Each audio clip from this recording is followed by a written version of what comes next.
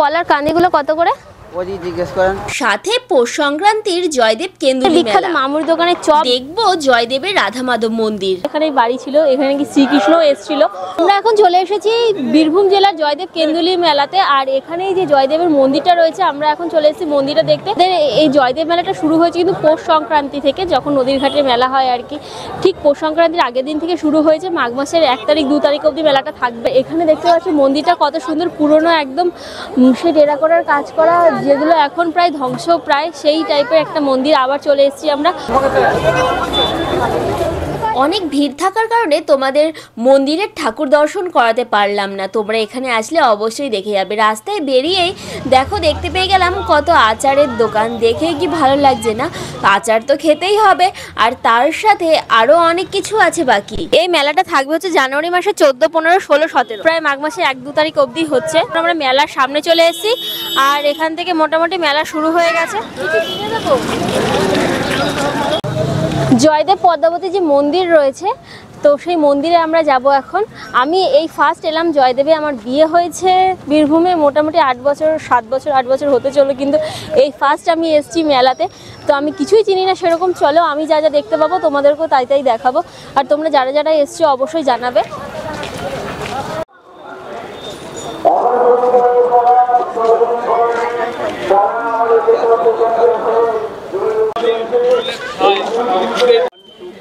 চলে এসেছি আমরা জয়দেব পদ্মাবতীর মন্দিরে।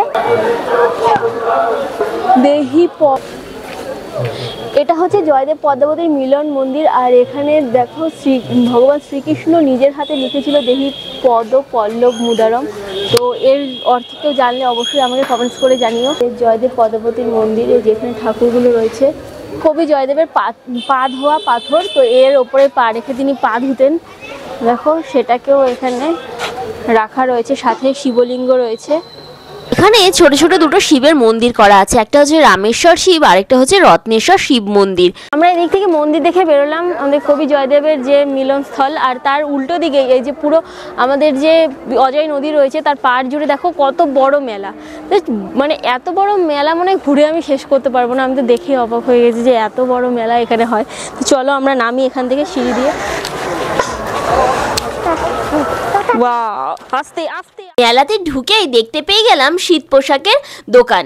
শীতের সময় শীত পোশাকের দোকান থাকবে না, এটা তো হতেই পারে না। তার সাথে নানা রকম খেলার জিনিস, মোটামুটি কিছু কিছু দোকান কিন্তু বসে গেছে।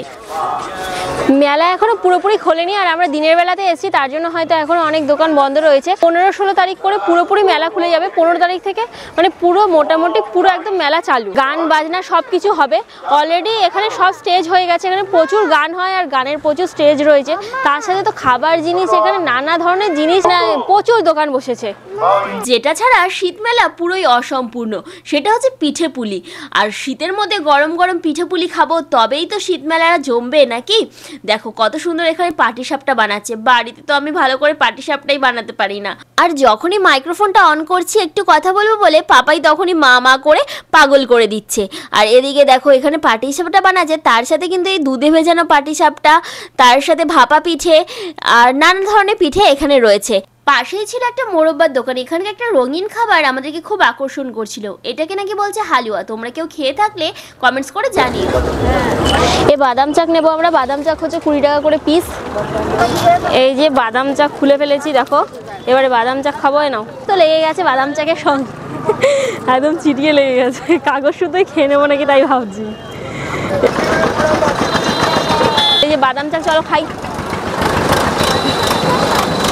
আমরা এবারে একদম নদীর পাড়ে চলে এসেছি। দেখো তোমরা সবাই জানো যে জয়দেব মেলা যার জন্য বিখ্যাত, কলা। এখানে দেখো কলার ফ্যাক্টরি লেগে গেছে, মানে কলা আর কলা, যেদিকে তাকাবে শুধু কলা আর কলা। তো এখানকার কলা খেতে কেমন আমি সত্যিই জানি না কেন এত বিখ্যাত। কলা যদি পারি তাহলে টেস্ট করে দেখবো। আর এখানে কান্দি কান্দি কলা পুরো একদম সবাই কিনে নিয়ে যায় এখান থেকে। কলার কান্দিগুলো কত করে?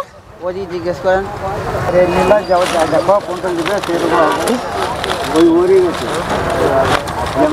তাও মোটামুটি কত করে এক একটা কান্দি পড়ছে? 200, 250, 400, 500, যা কি যেরকম। এক একটা কলার কান্দি 250, 300, 400, 500, যেরকম কলা থাকবে সেই বুঝে দাম। দেখো বাচ্চাটা কলা বিক্রি করছে 25 টাকা করে ডজন। তো চলো আমরা খেয়ে দেখি একটু জয়দেব মেলার কলা কেমন খেতে হয়। সুন্দর দেখে দে। যে আমাদের কলা চলে এসছে হাতে, কলাগুলো, এই কলাটা কিন্তু বেশ হৃষ্টপুষ্ট ছিল।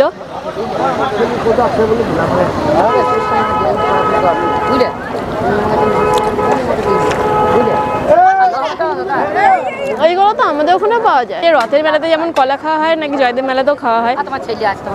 কলাটা হেভি টেস্ট লাগছে খেতে। দেখতে পেয়ে গেলাম ছোট ছোট টয় ট্রেন, আর এটা দেখে ছোটবেলার কিছু স্মৃতি মনে পড়ে গেল।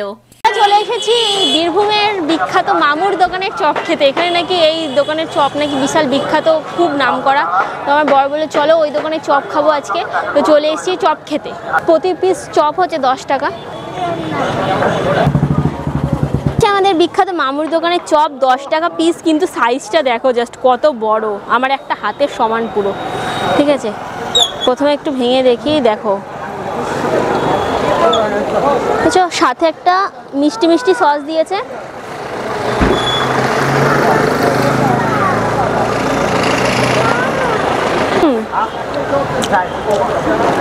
চপটা খুব ক্রিস্পি, আর তার সাথে ঝালটাও অনেক কমই আছে, আর খেতেও দুর্দান্ত লাগছে। মেলায় এসে এভাবে দাঁড়িয়ে চপ খাবো কোনোদিনও ভাবিনি, কিন্তু তোমরা জয়দেব মেলায় এলে অবশ্যই মামুর দোকানের চপ একবার খেয়ে দেখবে। আর যারা খেয়েছো আর এই জয়দেব মেলার আশেপাশে বাড়ি আছে, তারা কমেন্টস করে জানাবে তোমাদের কেমন লাগে। এরপর মেলায় আর কিছু খেলাম না, বাড়িতে চলে এলাম। আর আমাদের ইলামবাজারের সেই বিখ্যাত আমার ফেভারিট দোকানের বিরিয়ানি নিয়ে চলে এলাম, কারণ আজকে বিরিয়ানি দিয়ে দুপুরের ভুড়ি ভোজটা সেরে নেবো ভাবলাম। আর বিরিয়ানি খেতে কার না ভালো লাগে বলো।